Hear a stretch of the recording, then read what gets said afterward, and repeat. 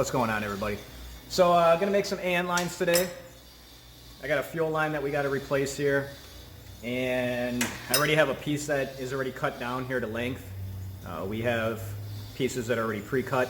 One of the biggest things that, when you're cutting it, wrap it in tape super tight to make your cut, because you don't want the ends to kind of flare out a little bit.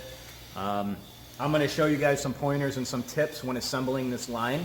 It should help you out maybe. If not, hopefully you just enjoy the video. And I will set up the tripod to where I need it to, and I will go over how to assemble them and how to install them. Okay, so what I have in my hand is a real big fitting. It's a dash 16 fitting, but it's going to help demonstrate or show you guys what I'm trying to talk about here. I got my light here. I'll try to make this so you guys can see it. What we're going to do here is we have a dash 6 fitting in the vise already, and I'm going to show you what we're going to ultimately push the steel line in here. And what I'm trying to show you guys here too on camera is how far we want to push the fitting, the stainless steel line in. So the fitting is in here like this. So if you look inside this fitting, you're going to see a threaded portion, and that's where the other part of the fitting is going to screw into. And then you're going to see kind of little grooves in here. Now, every fitting is going to be a little bit different, how it's set up. That's just how they're made. What you want to do is you want to get the hose pushed up all the way to the threads. So you kind of want it to stop right where my finger's at. And it's going to be tough with some of the lines that you're using. The cheaper line, lesser quality line is not going to want to slide in there like it should. This goes with the fittings and the actual line itself. So, and it all comes down to the design. You'll see this one apart, how it has a longer, whatever you want to call that, shaft, nipple, threaded portion. Insert your jokes there. This is a dash 16 fitting. You see how it's a little bit different. It doesn't have a super long shaft. I was going to say that's slow, but you guys can let your minds get there. So ultimately, what we're going to do is we're going to put the line into here. We're going to flip this fitting around, and this is going to thread in there. I'm going to try to make this look easy and not fail. I'm going to maneuver the camera, try to get this in here a little bit better. This one I'm doing for my own car. I got to replace the line.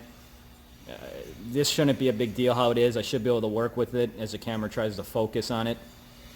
I might have to recut it. If I have to recut it, I'll show you guys. I'm just trying to avoid doing that today. So one of the things you want to do is use some type of lubricant. Doesn't matter what kind of lubricant it is. Preferably not spit though. That's probably not a lubricant. I got some WD-40 here. I did have some WD-40. It's not working right now. And I'll go run and get some other kind of lubricant. Okay, so I'm back, and one thing I have on the shelf is some PB Blaster air tool conditioner stuff. Like I said, it's fine. You just want to get a little bit of lubricant in there so it's not dry. You don't want to go in dry and raw. So now what we're going to do is we're going to try to get this in here. And if you do have a little bit of a frayed end, it's fine. Not the end of the world. You see I do have some welding gloves on, leather gloves. If you're doing stainless steel line like this, a lot of people literally will call this, when you're done with it, looks like you've been tested for diabetes. When these go into your skin or under your nail, it sucks. It's very painful. If you wear gloves, you can kind of maybe get one side in a little bit and just work it around a little bit with your fingers. And you're going to use some force to get it in there. Some stainless line might go back. That's fine. Now you take it out of the vise, and we're going to check to make sure that we're all the way in there. I'll grab my light. I'll try to get this captured on camera. So we got a little bit more way to go. So I'll put this in the vise again, and the one thing on my vise, these aluminum jaws, which is going to help the finish. So I forgot to mention that earlier. I'm going to put this back in the vise. I'm going to force it on a little bit more. Now, as I said too, some of the stainless will kind of, depending on how clean your cut is prior, you might get a little stainless line like this that's popping up. You can take a little angle grinder, a little Dremel later and just cut it off. That's fine. It's not the end of the world. Some of this line is very, very cheap. And I've heard guys literally cutting some of the stainless line off just to get it to start. So if you got a little if you got a little piece like that, not the end of the world. The other side I already did, and we're using color fittings that we stock here. The other side I already did, pretty nicely done. You can see. So, don't be too hard on yourself. If you got a little bit of a line sticking up, you can clean it up. It will seal. And I'm going to show you another pointer here once I get this on a little bit better. Okay, so I got the line on a little bit more. One thing also to keep in mind that's going to help you tremendously, on my bench, and I'll scroll the camera down a tad. On my bench, I have a pair of vice grips that's holding this piece of metal to the bench. You do have to apply some force when you're pushing that line in that I just showed you guys.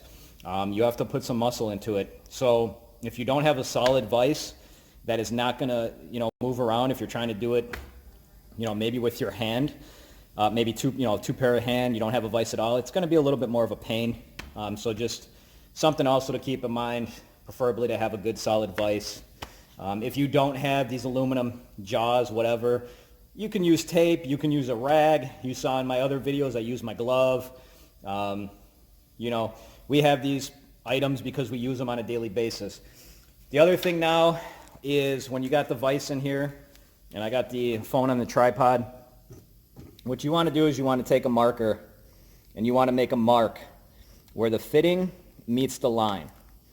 It doesn't matter how clean the line is. You just want to make sure, and it's going to be a little bit tough to see on camera.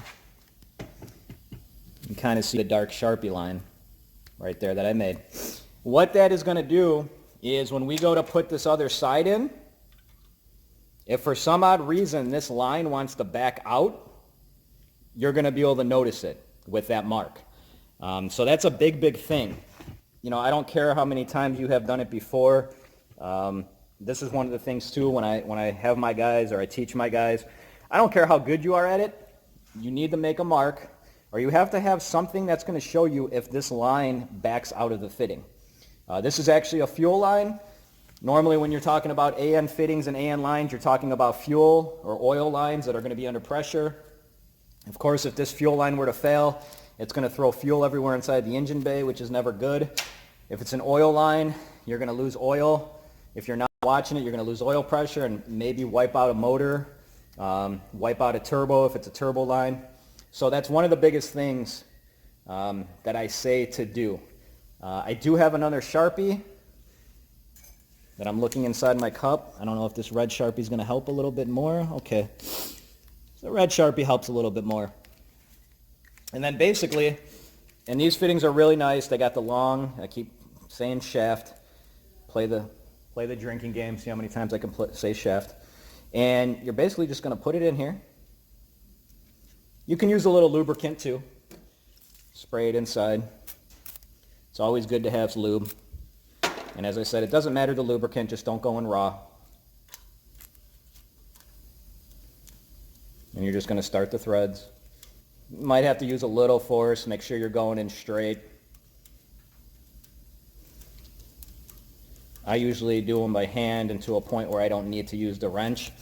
Now the other thing too, as I'm doing this, talk about wrenches. We have two types of wrenches. We have an adjustable one, and you can see the tape on there. We also have this set over here. You can see the set. These are a little bit, if they fit, they're going to be a little bit better. They'll fit on the fitting snug. The issue is every fitting company is a little bit different and a little bit different sizes. So these actually will not fit onto here. So this is why we're using this. We're going to wrench it down. We're going to do all that good stuff. And then the other thing too, not really a tip or a secret, but if you do scratch the fitting a little bit and it's a black fitting, you can use Sharpie a little bit to touch it up.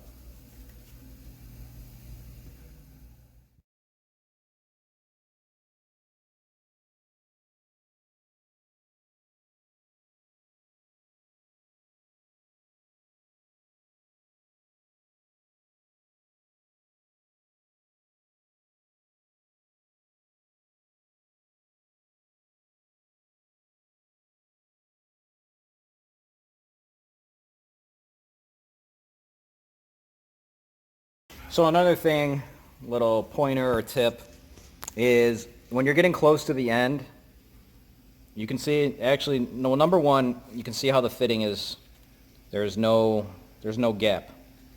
You don't want a gap here. If you have a gap here, something's not right. Redo it. When you do use cheaper fittings, you will notice that as you get closer, sometimes it's almost impossible to tighten. We've seen where the fitting will actually snap off, but yes, you should have no gap. There should be no gap in between here and here. As far as this lining up as well too, this doesn't have to line up. You can see how it lines up with this. I mean, it does look cleaner, of course, but it doesn't have to. But you just want to have no gap. The other thing too that you can see, I'll grab my light to make things easier. You can see the mark that we made hasn't moved at all. So we know that we're good to go on that one. The other thing too is when you get closer to tightening this up and you're done, you're going to have a little bit more force. That's when a wrench is going to want to slip. That's when you're going to, scratch one of these up. But you also want to make sure this wrench is not leaning over to scratch this side, to scratch the female side of it. So it's really, I guess, a little bit of a pointer. And then, as I said, you got a little bit of a nick. I know guys will touch it up a little bit with a Sharpie, but that's how you make an A in line. Hopefully this was helpful. Feel free to comment down below.